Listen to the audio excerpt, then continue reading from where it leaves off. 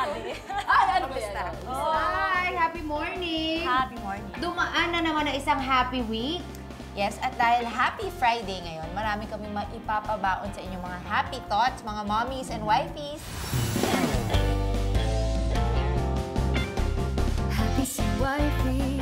Bilang Happy Mrs. Chef, magluluto tayo ng mga putahing patok na patok sa panlasa ni Mister, mga anak, buong pamilya at mga kaibigan natin.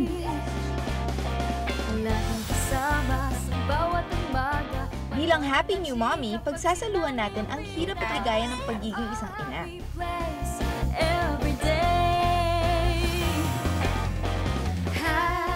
Bilang happy partner sa pagpapabeauty, magpapalitan tayo ng mga tips para timeless ang ating kagandahan.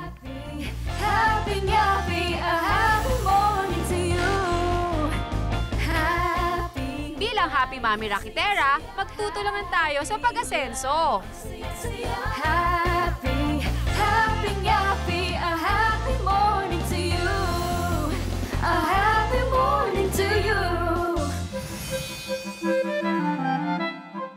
Ay, nakong buhay talaga to pag may bata ka. Napakakalat.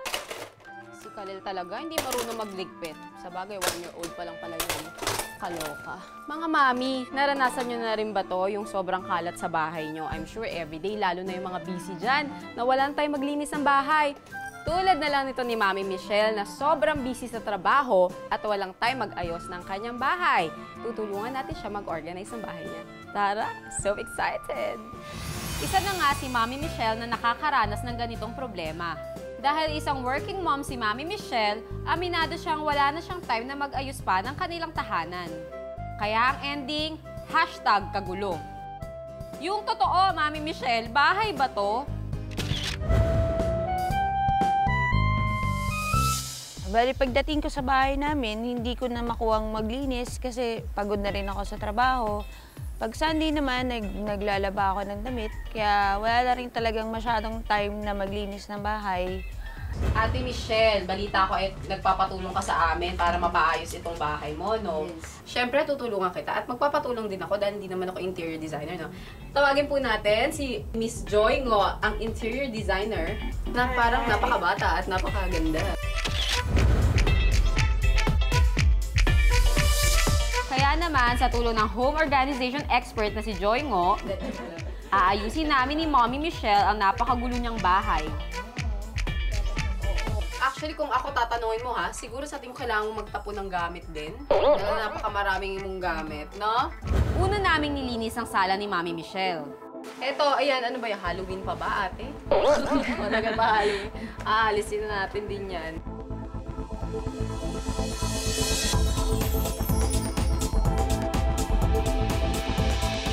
Transformation! Yes! Maniwala man kayo, hindi na-transform na. Eto na yun, o, di ba? Meron ng ganito. Pakikita mo nga ang mga... Oh. Kanina, bara-bara na, pero ngayon, oh, ang ganda na. At ito na. Yes. Yes, yes. Oh. Matapos ang sala, diretso naman kami agad sa kusina. Miss Joy, ano? Kaya mo bang sabunin lahat? Oo naman. Kayang-kayang ayusin yan. Tamang mga lalagyanan lang. Tsaka kung saan mo dapat ipwesto. Siyempre, ihiwalay mo yung mga pang luto, pang CR, para hindi maghalo-halo. Para pag nagluto rin si ate, mabilis lang yung makukuha lahat. Baka mamaya gamitin mo pang sandok mo yung toothbrush. Siyempre, di mo naghalo-halo na kasi siya. Oo. Ito ang pinaka talagang unang gusto kong ayusin. Kasi ang pagkain at ang mga toiletries magkakasama. Kaloka si ate.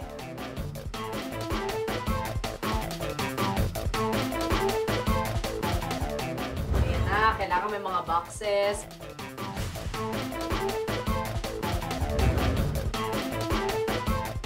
Ang sa akin, pwede mo namang i-design ang bahay mo, i-organize siya ng mura lang, na hindi mo kailangan gumastos na sobra, na hindi mo rin, kumbaga, i-compromise yung design ng bahay. At panghuli naman naming inayos ang kanilang kwarto. Ayan, oh, ito, tignan niyo to kasi masyadong madaming gamit na aayusin. Total makeover. Magaganap dito.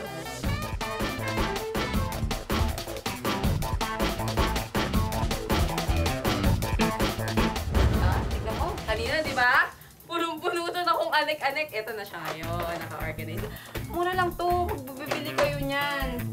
Oh, organize, organize. Hindi kailangan mahal, ang kailangan lang malinis at organize. Thankful ako, natulungan ako ng Happy Wife, Happy Life para ma-organize yung mga gamit ko sa bahay. Tinuruan nila ako kung paano din maayos yung mga things na hindi na dapat gamitin, tsaka yung dapat gamitin. Sa tulong ng mga storage box na binigay nila sa akin, na-organize ko yung mga gamit ko. So sa tingin ko na happy naman talaga si ate kasi kahit pa paano, mababawasan naman na yung aayusin niya. Tsaka sabi ko sa kanya nga, unti-untiin niya na bawasan yung gamit niya pag wala siyang ginagawa. Kasi sobrang busy nga din naman ng tao, so hindi niya rin talaga kayang malinis yun. Siyempre sa'yo, hirap ng buhay ngayon, uunahin mo pa ba maglinis ang bahay mo kaysa magtrabaho, di ba? Tuwing Happy Friday, meron tayong isang misis na bibigyan natin ng parangal. Isang ina o asawa na talaga namang kahanga-hanga dahil sa pinakita niyang pagmamahal o pagmamalasakit sa kanyang pamilya, anak, asawa. Meron tayong isang misis na bibigyan natin ng parangal. Isang ina o asawa na talaga namang kahanga-hanga dahil sa pinakita niyang pagmamahal o pagmamalasakit sa kanyang pamilya, anak, asawa o kaya kanyang komunidad.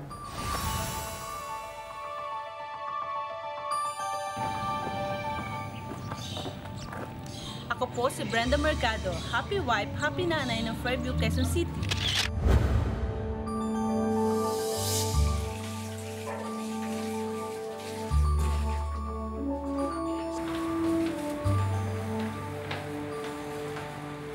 Katulad ng ibang ilaw ng tahanan, taos-puso ang pag-aaruga ni Nanay Brenda sa kanyang mga anak. Pero bukod sa karaniwang gawain gaya ng pagluluto, paglilinis ng bahay at pag-aasikaso para sa kanyang pamilya, siya rin ang nagsisilbing mata at tungkod ng kanyang dalawang visually impaired na mga anak na sina Zarina at Camille. Iyakin yan si Mami. Nung pinanganak ko si Zarina at si Camille, bale, blind na talaga sila. Kung saan-saan kaming doktor nagtanong, tinanong namin kung bakit nagkaganon. So, nagtanong-tanong pa rin kami kung anong dapat gawin, pero wala pa rin nasabing doktor kung ano talaga ang pinanggalingan ng pagiging blind nila.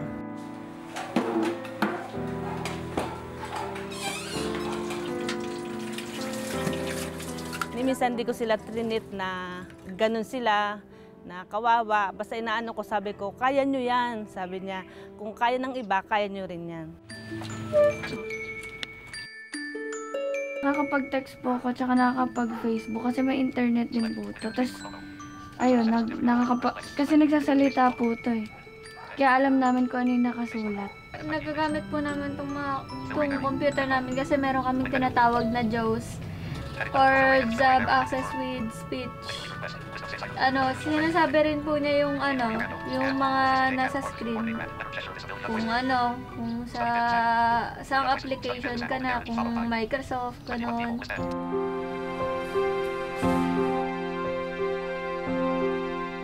Hindi naging hadlang ang kapansanan nila.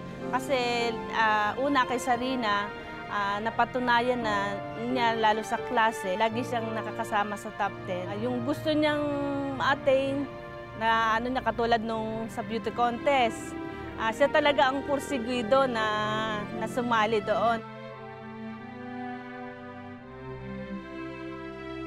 At si Camille naman, sa school, nagtatop din siya. Tapos pag may mga exam, kalimitan siya yung either top 2 o top 3, ganon. Pinagmamalaki ko silang dalawa kasi yung mga nakamit nilang mga achievement nila, yung mga lugar na napuntahan nila, ay nararating ko rin.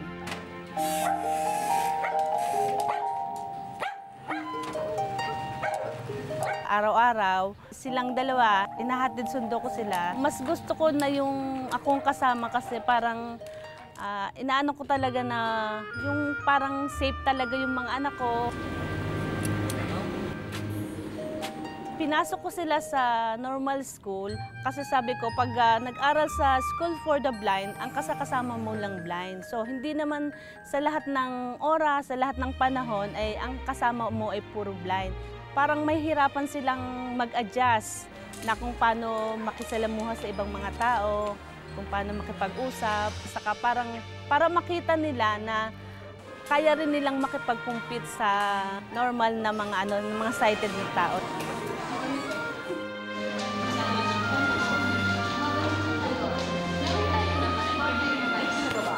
Gusto ko talaga yung lahat ng lesson nila na take down yung lahat ng assignment. Kasi pag inasa mo lang sa mga klase, minsan, yung mga klase, hindi nila na may assignment pala. Sa araw-araw na klase ni Camille, kasama niya ako, katabi sa upuan. Kasama na rin ako sa seat plan ng teacher. Tapos pag may lesson, ako yung nagsusulat, tapos siya nagre-record. Tapos kung pag minsan yung mga quiz, ako na rin nagbabasa, ako nagsusulat, pero siya nagsasagot.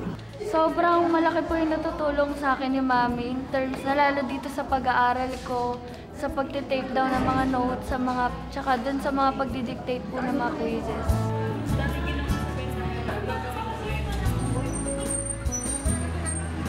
Marami siyang ginagawa talaga. Binibigyan niya ng pansin ang kanilang pag-aaral.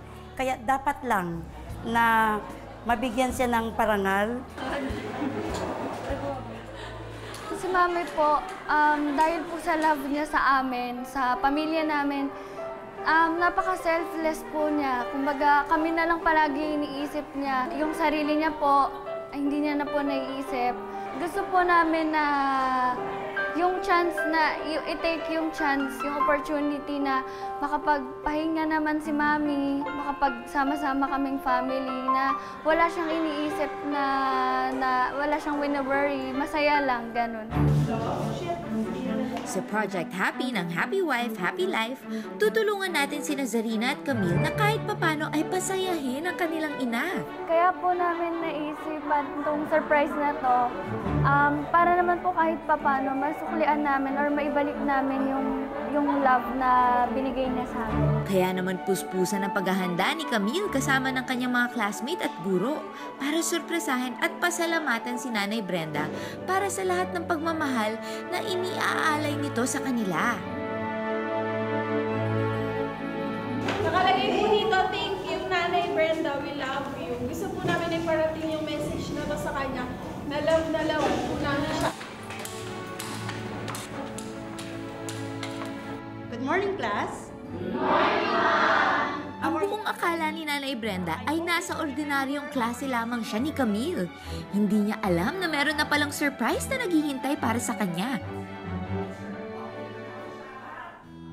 Maraming salamat po sa TV5, tsaka po sa mga kasama namin naging part ng sorpresang to.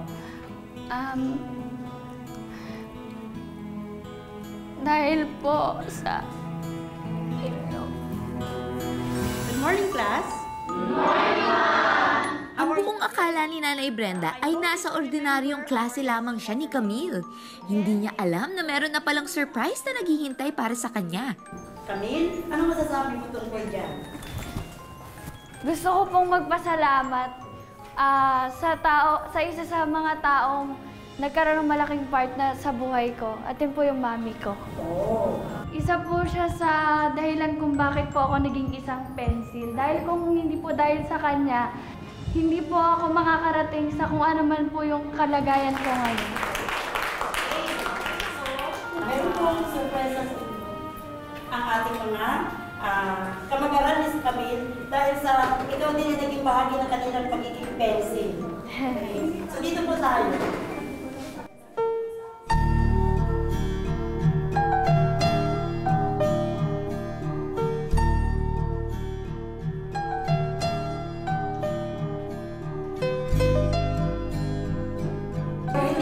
Mami, meron pa tayong dagdag dyan. Bonus na bonus. Kasi kasama rin ang isa mo pang pinakamamahal na si Zarina.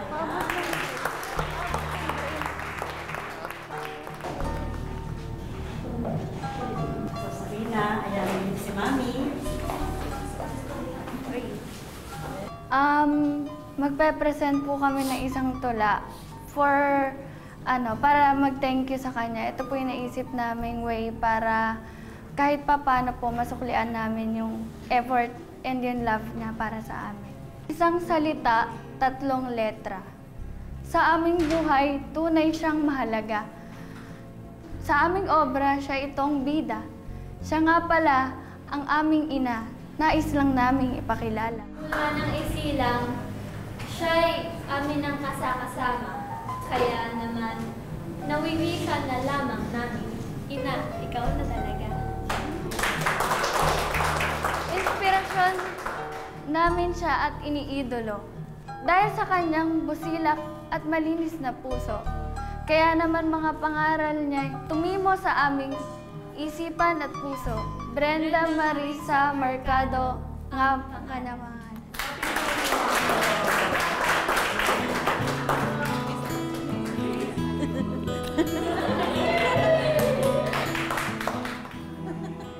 Naiyak ko.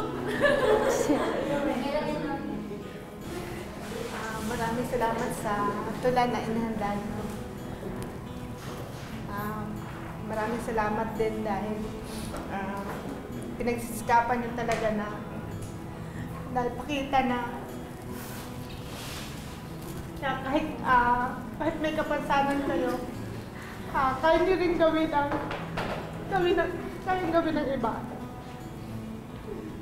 Kaya hanggang nandito ako,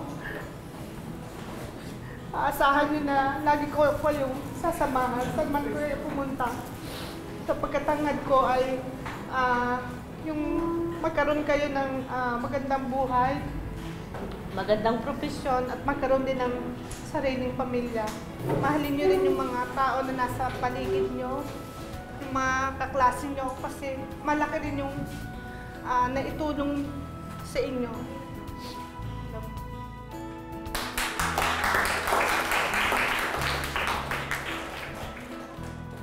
Sobrang thankful po talaga kami.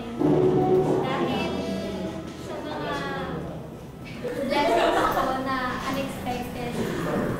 Saka po, yun, talagang deserve po ni Mami lahat ng to. Kasi pagkapanganak pa lang namin, nandiyan na siya sa tabi namin. At sabi nga niya, yun, hindi niya kami iiwan. Kaya proud kami sa kanya. Maraming salamat po sa TV5. Tsaka po sa mga kasama namin naging part ng sorpresang to. Dahil po sa inyo. Salamat po sa tulong na kahit paano maibalik namin kay Mami yung pagmamahal at yung effort niya para sa amin tsaka sa pamilya namin. Thank you po. Kaya ka kami!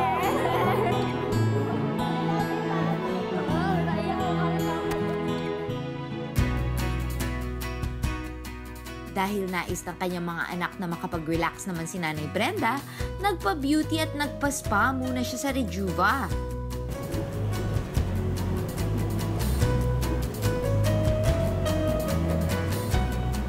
Masaya kaming mag-iina kasi na-experience namin ganito.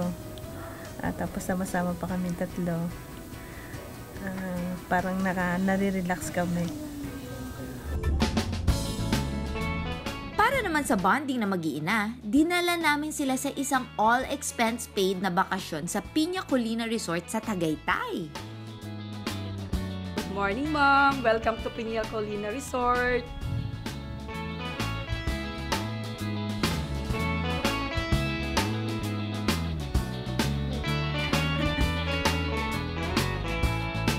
Enjoy na enjoy kami kasi ang ganda ng lugar, saka ang lamig.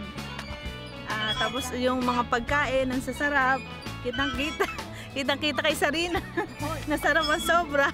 Ang ganda dito, ang daming mapupuntahan. Ang ganda ng mga view, tapos yung daming may mga swing, saka kung ano-ano pa. Hindi man biniyayaan ng may kapal ng paningin sina Zarina at Camille, biniyayaan naman sila ng isang inang higit pa sa paningin ang nabibigay sa kanyang mga anak.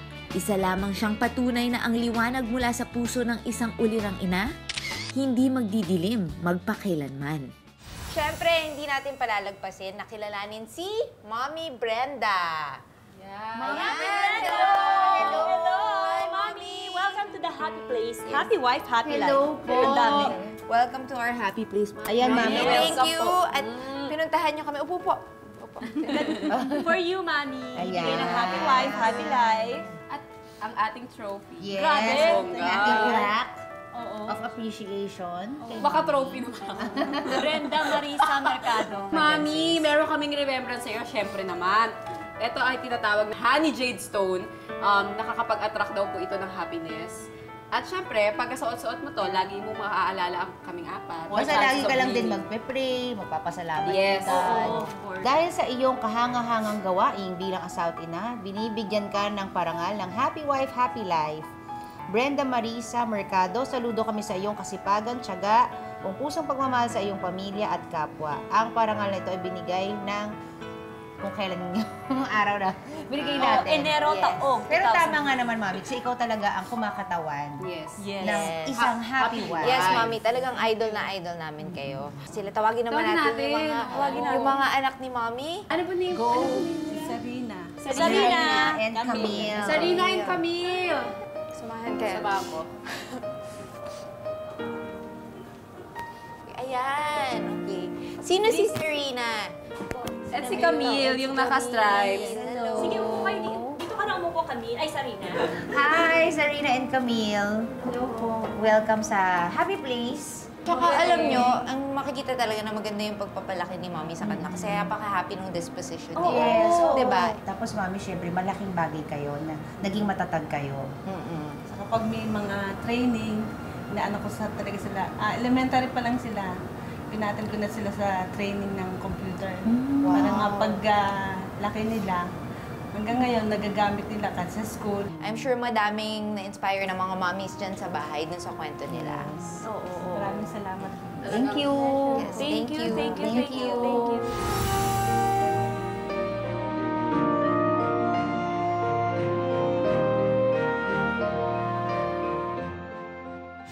Have a great and beautiful weekend, mga misis!